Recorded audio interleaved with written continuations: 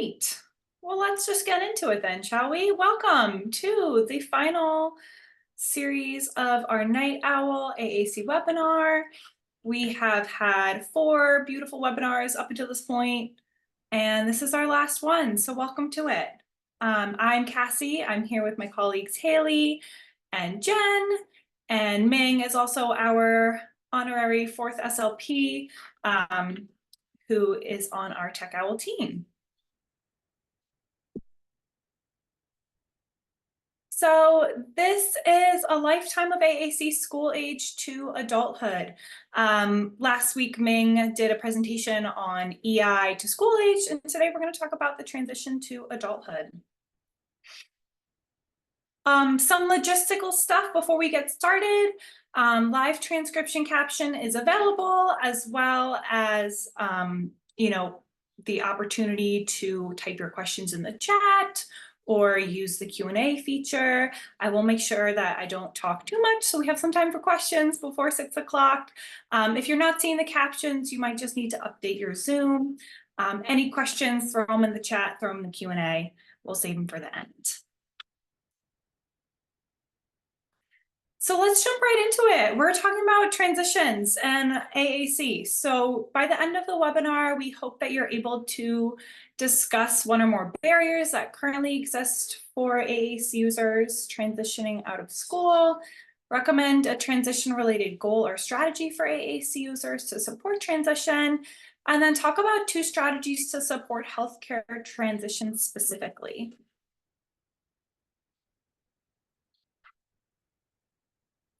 So a few disclaimers. I am speaking from the perspective of a speech language pathologist.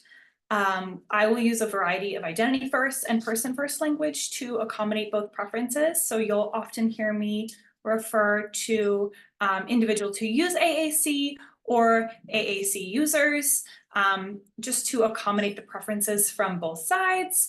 Additional disclaimers that are not on the slide: I do have a dog who just woke up from a nap, so you might hear him in the background.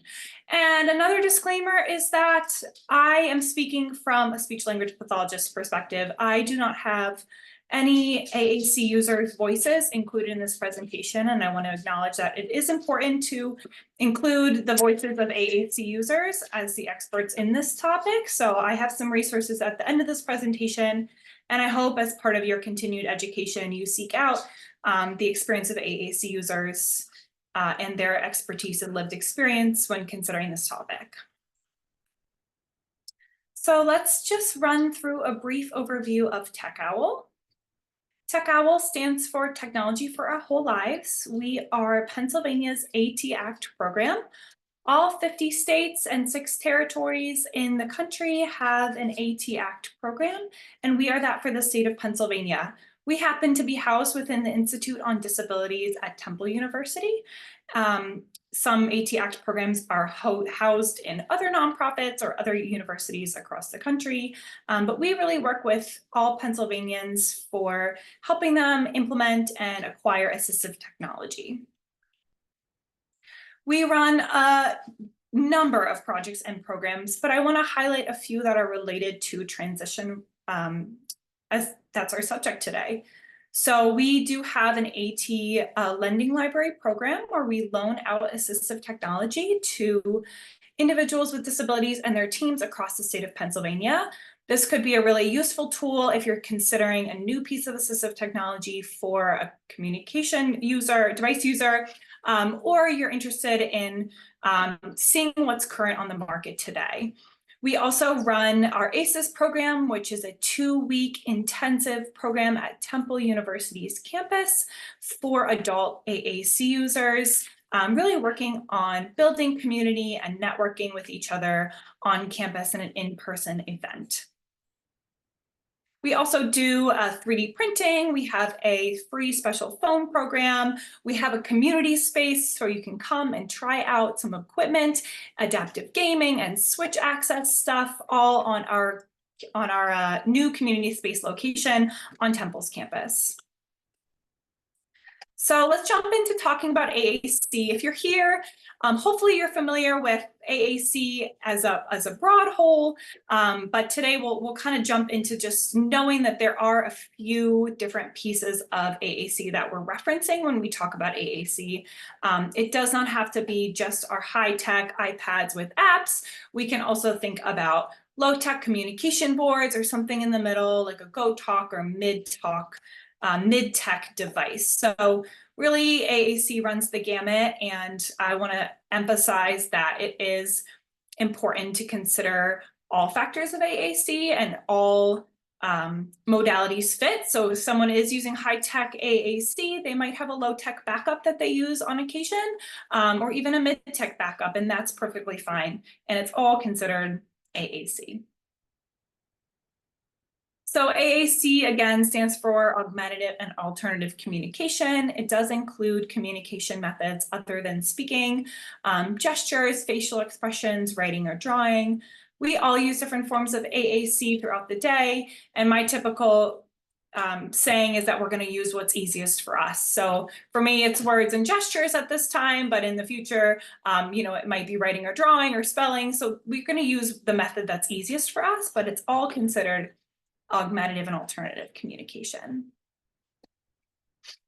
There are no prerequisite skills for starting AAC. We know that we want to presume everybody has the ability to learn, and it's really important to emphasize that communication is a human right, and that access to communication is the right of everybody. So let's jump into a little bit more about AAC competencies. So I apologize, this graphic is quite blurry, but AAC competencies are just a general framework when we think about learning and utilizing AAC. Not everybody loves the term competencies, and I recognize and acknowledge that, but I think it's important to discuss kind of the skills that we talk about when we think about like mastering or acquiring AAC. So there's five that I want to highlight today: linguistic, operational, strategic, social, and emotional. And we'll be talking about these later in the context of transition. So if we think about learning to type on a keyboard, maybe you learn to type in middle school or elementary school. I don't even know when we start teaching kids how to type, but you have to, by now, you have the linguistic competence of the keyboard. You understand all of the letters on the keyboard. You know what the code means. You know what the sound, what each letter sound makes. You understand the code of the system. You also have operational competence over your keyboard. If you have a Bluetooth keyboard, you know how to connect it to your computer. You know how to turn it on. You know what the print screen button does, which is more than I can say. And you understand how to operate the keyboard itself. You also have strategic competence. So you understand that you can use the keyboard to type essays. You can use the keyboard to type sentences or words or phrases. You know how to use, and you understand the limitations of the keyboard functionally for yourself. Social competence refers to the social use of language. So again, you can use your keyboard to type out an email, you can type an emoji, you can type a Facebook post. You have social competence with this piece of equipment. And then emotional competence is understanding emotions and how to convey feelings. So you understand that if you're typing something in all caps on the keyboard, it's going to come across a little bit differently than if it was all lowercase. So it's the same idea with our AAC users, that they have to also have these 5 areas of skill when we're thinking about supporting functional communication. So let's talk a little bit about life transitions. 3 major life transitions: transition from early intervention into the school system, and then we have elementary or middle school into high school, and then finally that high school into post-secondary life adulthood, which is a primary transition we'll be discussing today. Oops, gotta go back. What if I can? There we go. There are a few other transitions to consider.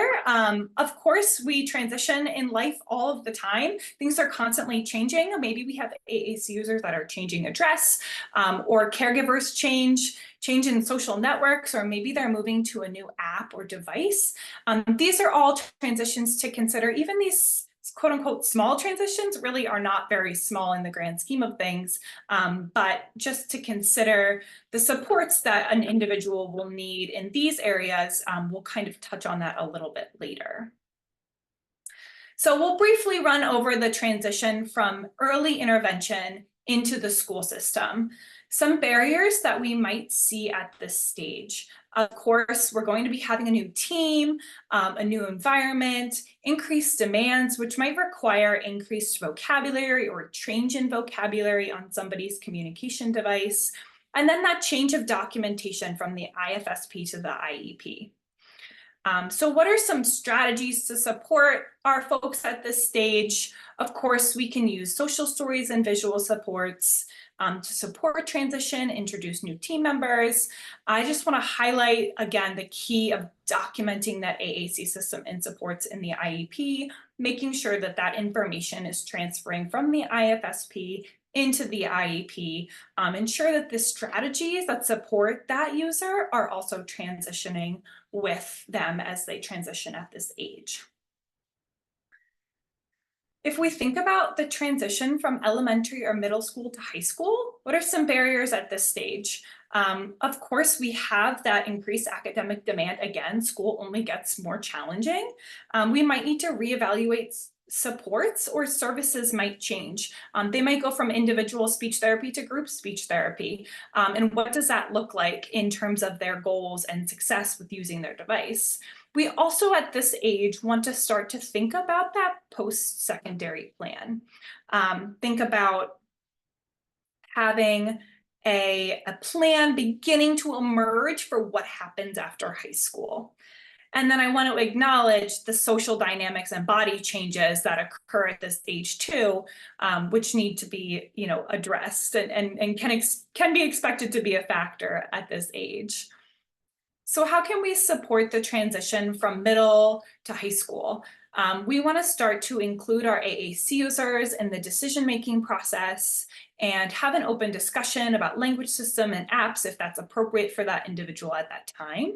We also want to make sure that we have relevant slang. I don't know what words middle schoolers are using these days. I'm afraid to find out, but we probably want to have it on their device, if this is what I'm going to guess.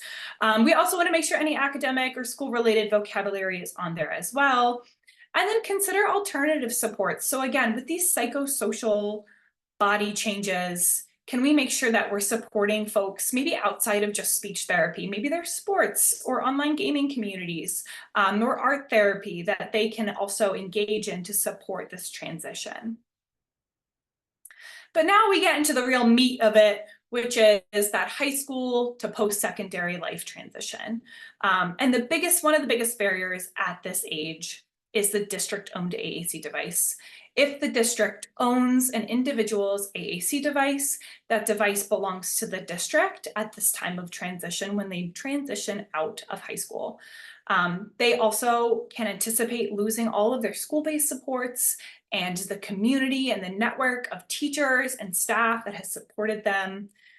We, of course, need to identify what happens post-secondary, and then we need to support them in navigating adult life and all of the many, many features of adult life that they may not have experience with up until this point. So what are those features of adult life? What can we expect? What's new in adult life from that high school time?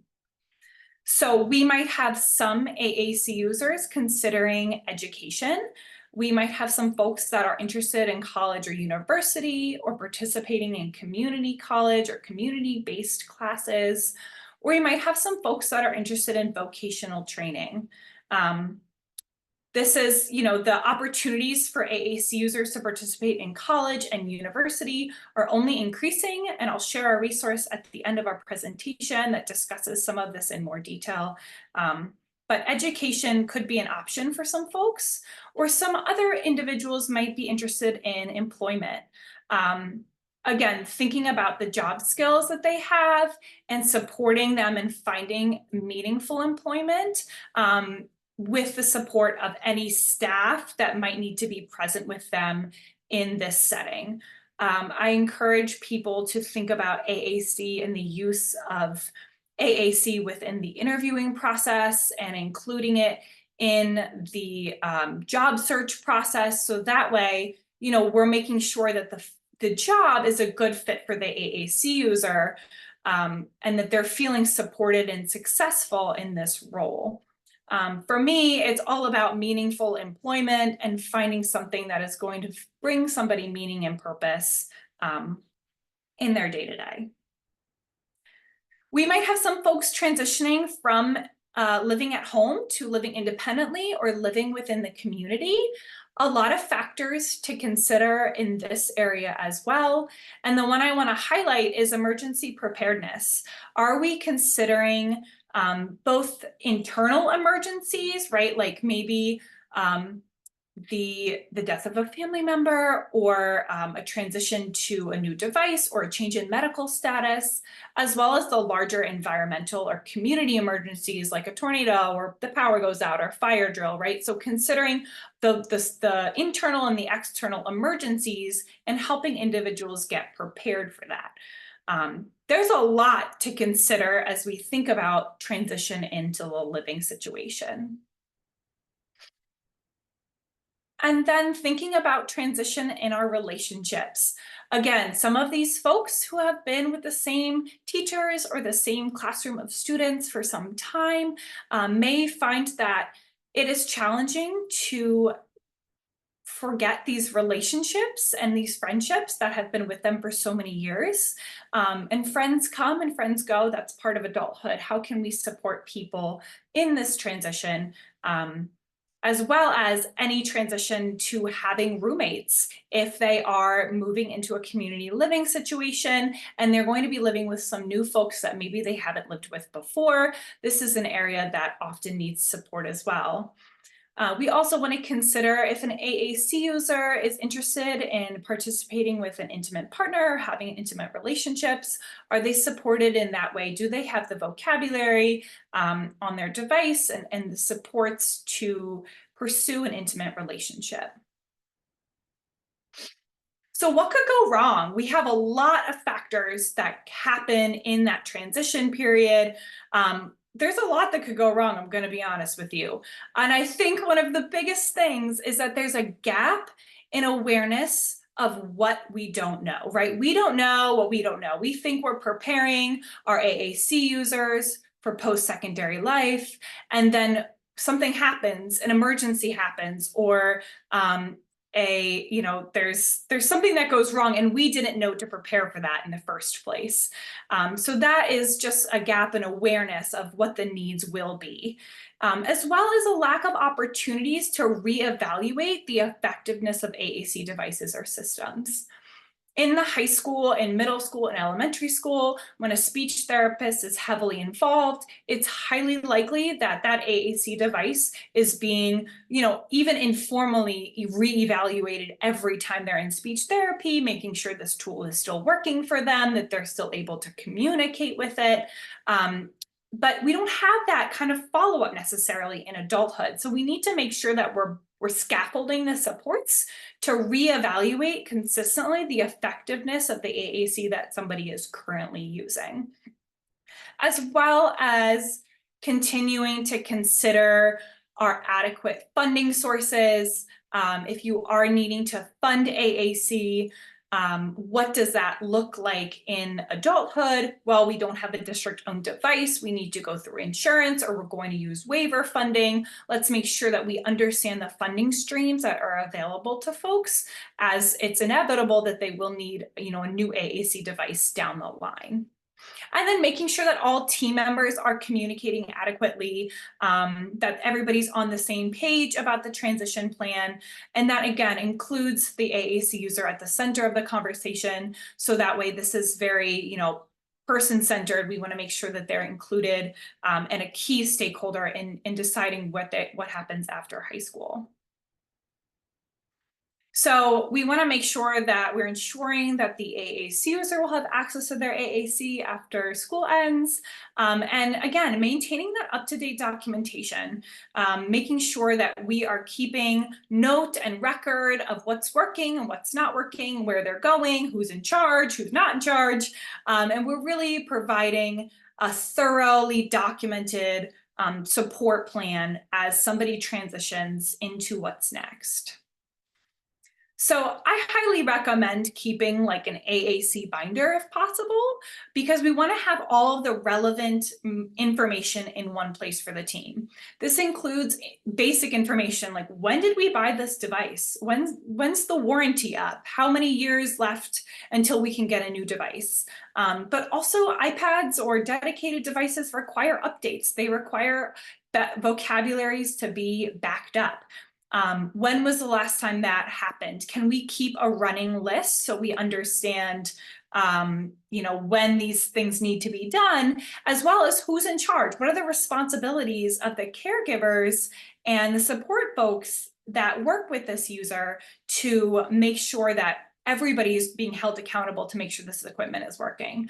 I also recommend having the contact information for the device vendor or the rep if you need technical support or replacements.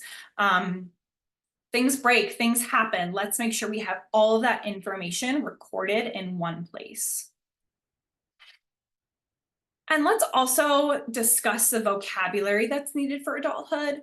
I can't tell you how many times I've seen somebody come in and they're 23, 24, and we look at their homepage and it's art class or vocabulary from their homeroom, and that's maybe not relevant anymore as they're transitioning into thinking about a job or moving into a community living situation. So we need to make sure that we're putting and having adequate vocabulary for adulthood on there. Again, it includes slang, it might include swear words, it includes words for advocacy, discussing medical concerns and needs with their doctors, which we will talk about, as well as any vocabulary related to public transportation. If somebody is going to be taking the bus to Walmart every day or wherever they're going to work, we want to make sure that they have all that vocabulary on there as well. Again, if you think about documenting all of this information in one space, is there room to identify a stakeholder to be able to be in charge of like adding this vocabulary, as well as advocating on the behalf of the AAC user if they're not able to add it themselves?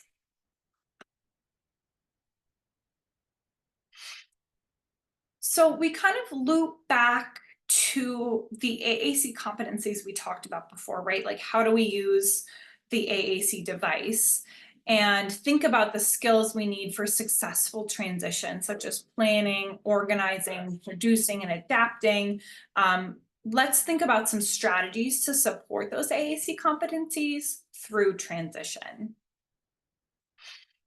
So when we think about linguistic competence, we did discuss this, adding that necessary vocabulary for adulthood and also for the individual, and then really reevaluating and prioritizing the location of vocabulary, the folders, and the organization. And then making sure, of course, that the AAC user is at the forefront of that conversation if we're making changes. To know where these words are. We don't want to be like moving everything around on people, but it is important to have that vocabulary in an accessible place. And then again, maybe identifying a key stakeholder to continuously update vocabulary after services end. From an operational perspective, we want to make sure that we have a plan to maintain the device as it requires updates or needs backups. And we might also want to think about integrating like texting or email or calendar apps into the AAC device. Does the AAC user know how to create a message and then take that message and send it into an email? Because if they don't, this could be a really good skill to help them be independent in, emailing folks about jobs or friends, whatever they need to. That could be a really great skill to teach. And then considering integration with social media or even a cell phone. If somebody has a cell phone, can we get their device? Can we get their app on their cell phone? Or how can we make it so that they can send a text from their device to a friend? Kind of these operational skills that maybe weren't targeted in the school setting might be really useful and important as we think about transitioning out. Social competence. thinking about changing the language or the word choices for different relationships. I speak to my mother very differently than I speak to my friends. And so I have vocabulary that I use in that interaction that I'm not using in other interactions. So can we support and make sure that our AAC users feel like they can use the device to develop and maintain relationships? Do we have that vocabulary organized to flow differently with each interaction that they might, come across? And then strategic competence is really coming down to maintaining and understanding how to repair those breakdowns as they occur. So it's we don't know what we don't know. It's hard to identify situations where it might be difficult for the AAC user to communicate without being in that situation and seeing it happen in real time. But it can be helpful to identify try and brainstorm different tasks that might be challenging to use AAC and have some low or alternative options available, as well as like discussing with our individuals who use AAC, let's talk about some strategies when the device breaks or, it's too sunny outside and it doesn't work, making sure that we have compensatory strategies in place to support.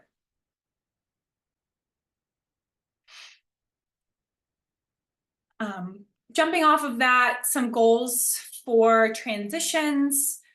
You all can read the slide, but we just want to make sure that we're being kind of clear, and I think the competencies help to develop a guideline for how to word these goals when we're thinking about how to support holistically an AAC user in transition.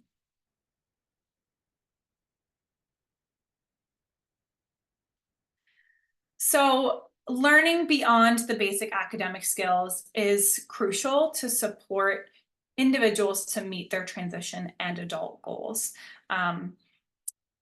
Especially self-advocacy is a skill that often needs to be taught. We need to make sure that we're helping AAC users understand rights and feel like they are at the forefront of the transition planning process. And we also need to make sure that we are providing continued opportunities to reevaluate and constantly check in on the effectiveness of the current tools. If we made a picture schedule and we've been using the picture schedule, but the picture schedule has a workplace that you no longer work at anymore, well, then we need to rethink that because it's not functional. It's not working. We need to continuously, it's a working document. We're continually changing and modifying things as needed. And I think that's really important for teams to consider, that transition isn't just a one-off. It kind of is something that can continue throughout the period of time. So we talked about these other transitions earlier. Any transition can be traumatic. Any transition can have like a ripple effect in our lives. So how can we support AAC users through other transitions? I encourage individuals and teams to think outside the box. We talk a lot about like online communities. There's a lot of Zoom meetups for AAC users. There's inclusive sports clubs and art. There might be peer groups or even like counseling. Like, can we think outside the box to support folks through these different transitions? Because we know that even with AAC, grief is difficult to express. Even without AAC, grief is difficult to express. And so making sure that we're providing a wide variety of supports and thinking outside the box. Let's talk about healthcare transition. When you're transitioning from pediatric to adult care, it can be a very stressful and burdensome experience. A lot of our folks with communication disabilities might see a developmental pediatrician. And when that care comes to a close, it's on their team to find a staff and find other professionals that have the same understanding and support that very niche expert does. And so we often find that folks have a difficult time understanding what resources are out there in the community for providing adult-centered care.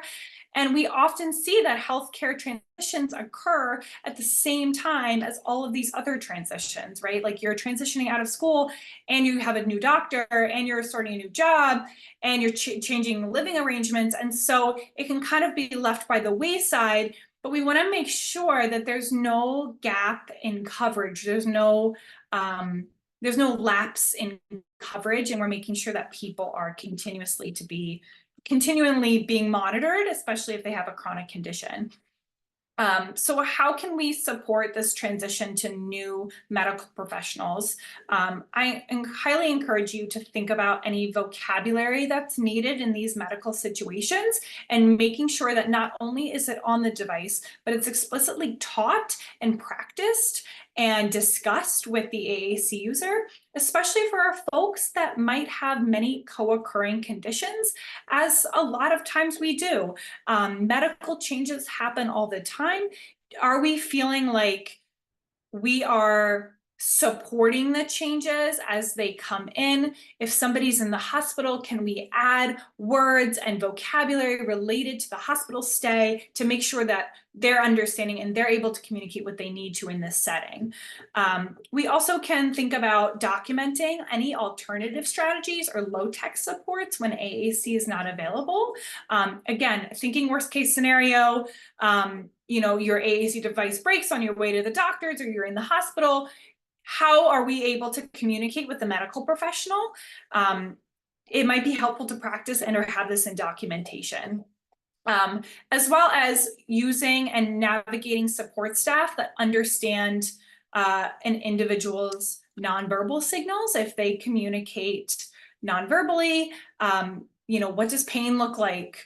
What does fear look like on that individual? And can we communicate that information with the doctor or medical staff that's on their team? Creating social story scripts or visual supports, again, to think about advocacy, advocating for your own care, directing your own care if that's part of somebody's journey, as well as discussing any medical conditions that need to be addressed with doctors. But I highly encourage teams to think about the healthcare transition before.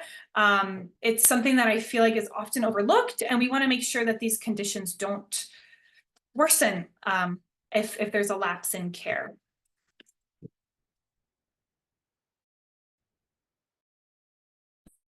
Oh boy.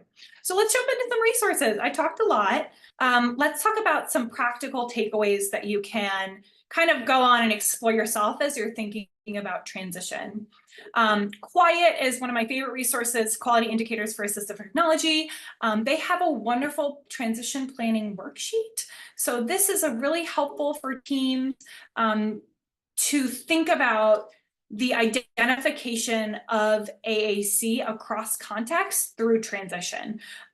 So we talk about this worksheet provides guidance for like the necessary skills with the device, like listing out the necessary skills across adult living, across employment or daily living tasks, as well as a little check mark for what individual on the team discussed this, when did they discuss it, who's involved in the planning process. So this is a great free resource on their website.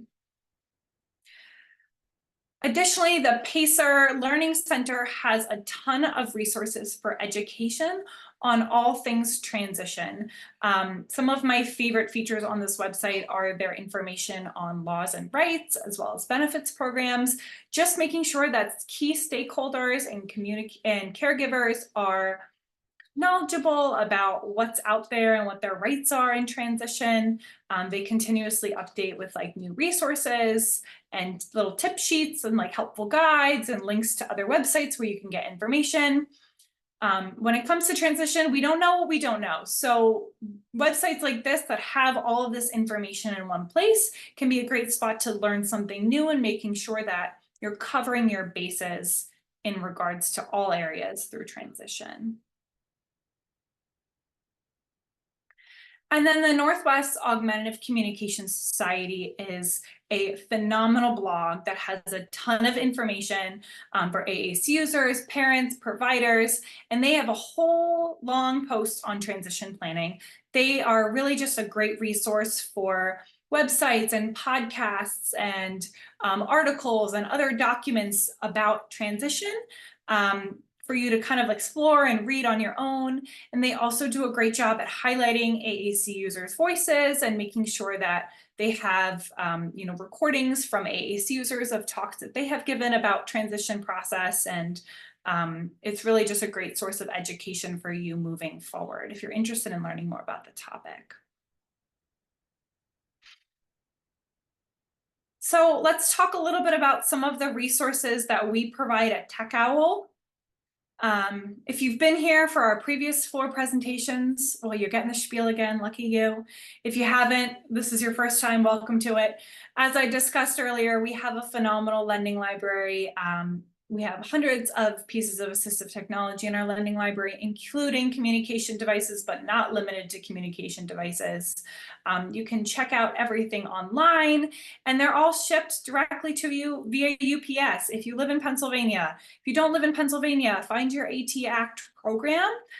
They probably have a similar lending library that you can borrow from. This is for Pennsylvanians, but great resource out there to try before you buy some new equipment. And then our Tech Owl AAC services, as part of our SLP AAC team, we have several contracts. 2 of our contracts relate explicitly to adults who use AAC. The Philadelphia Intellectual Disability Services contract, as well as our contract with Pennsylvania Office of Developmental Programs called Just So. We work exclusively with adults and supporting their teams in transition and supporting users to get access to AT if they don't have it. So that's a really great program, as well as ACEs, Augmentative Communication Empowerment Supports, I touched on earlier, which will be hopefully running in 2025, fingers crossed, don't quote me on it, and is a great program for adults as well who use AAC. AACcommunity.net is like our little hub where we kind of share what's good and new in AAC world, so feel free to check it out. We also do video chats if you want to come and chat about AAC or any of the topics that we've talked about over our webinar. Meet us online. We'd love to chat. We love to talk here.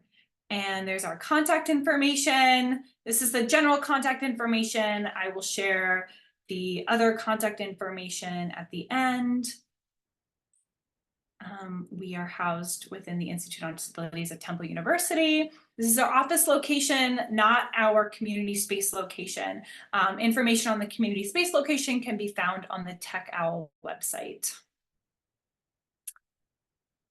And I guess we will do some questions. And here's your certificate request forms. Yes, before we get to questions, I just want to clarify a couple things regarding the certificates. So if you are just looking for a general certificate that you came and got this continuing education hour in, please complete the link or the QR code on the red one that says Night Owl AAC sessions.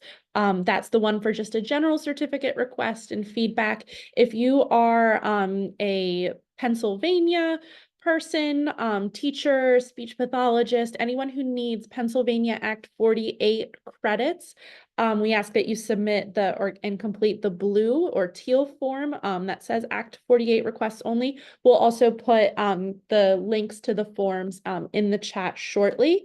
If you have attended multiple of the webinars and have yet to complete the certificate requests, either of the forms, you're probably only going to see the option for tonight's session to check off. If you do need a certificate or Act 48 for any of the other sessions and you're not seeing that date available as an option, please just email me, haley.strickler@temple.edu. I'll also put that in the chat and we can work something out to make sure you get those credits and things for those. It's just a little easier on our end to track if we remove the dates, so then it's not as messy from an online, or I do them by hand, so it takes a little bit of time. And also we will try to have the certificates for tonight out sometime next week. And for those, again, that are looking for the Act 48 credits, now that this is the last webinar, we will be processing those and getting that submitted to the powers that be. And if you're not seeing that show up in your online tracking account for Act 48 credits, just reach out to us, let us know, and we'll make sure that that gets worked out. But any questions about the certificates, you can send those my way, and I'm putting the links in the chat now. Cassie, we have one question in the Q&A, and it said, what was the service you mentioned after UPS? Was it ATIAC? Can you explain what it is again? Not sure which they're referring to. We'd have to go back. After UPS. I'm not sure what service you might be referring to. Can you clarify? I did talk about the UPS with the Tech Owl Lending Library program.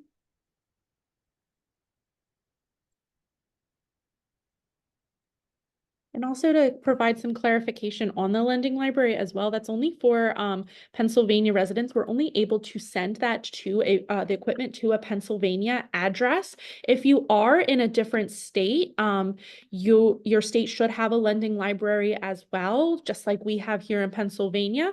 Some of the equipment might be a little different, how they run things might look a little different, but you should still be able to borrow different types of assistive technology from your state or territory's specific AT Act lending library program.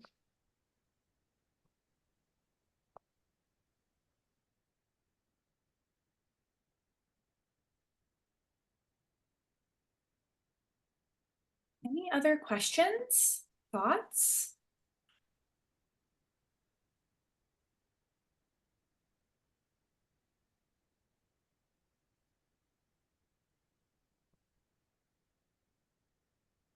I can pull up our contact information. That would be helpful for me to share. That way you can, maybe you're feeling a little camera shy, you want to email me your question. I love it. Let's see if I can present. No, okay. Well,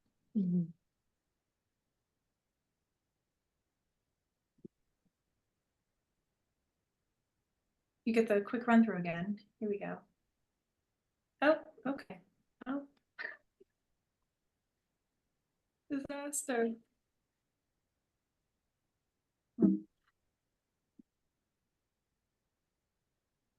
Oh, here it is. There you go.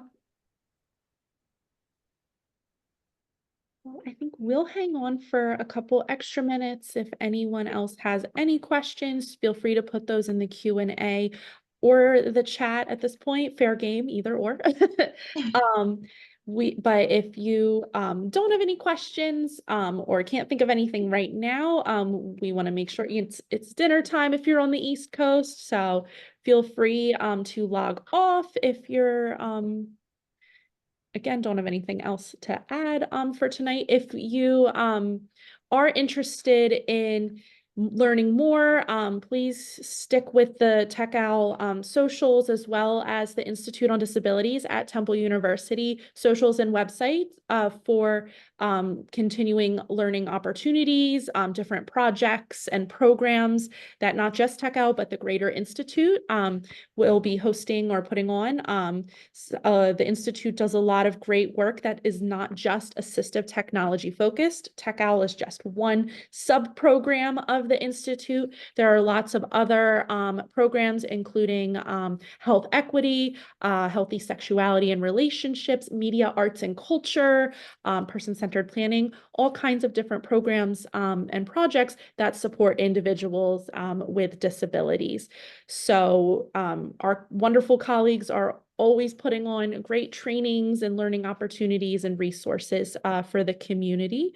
And if you ever have a question or don't know where to start, you can always feel free to send us an email. And if we don't know the answer, we're going to link you up with somebody that might, to the best of our ability. We also really want to thank everyone, especially folks who've come to multiple webinars this month. We're so pleased that you were able to join us to celebrate National Speech, Language, and Hearing Month, or formerly Better Speech and Hearing Month. We're hoping to be able to offer additional webinars and continuing education credits in the future. On the certificate form, we did also add an additional question just to wrap up the webinar series, asking if there are any topics for future training opportunities that you would like to see. This doesn't just have to be AAC focused. If you have, there are, more general disability topics or other types of assistive technology, if you put that in there, we're happy to share that information with our colleagues so that we're making sure we're giving the community what they want to hear and learn more about. We might be the AAC and speech pathology focused people, but there's lots of other things and topics out there to learn and gain more information about. So feel free to share that information, and you can always also email that to us as well. Any evidence that the community wants these types of trainings is great for us to be able to continue to offer these opportunities. So again, thank you all so much for coming. And I think that we can go ahead and conclude tonight's webinar if nobody has any other thoughts or questions to add. All right. Well, thank you everyone for joining us. We hope you all have a great rest of Speech Month. Bye now.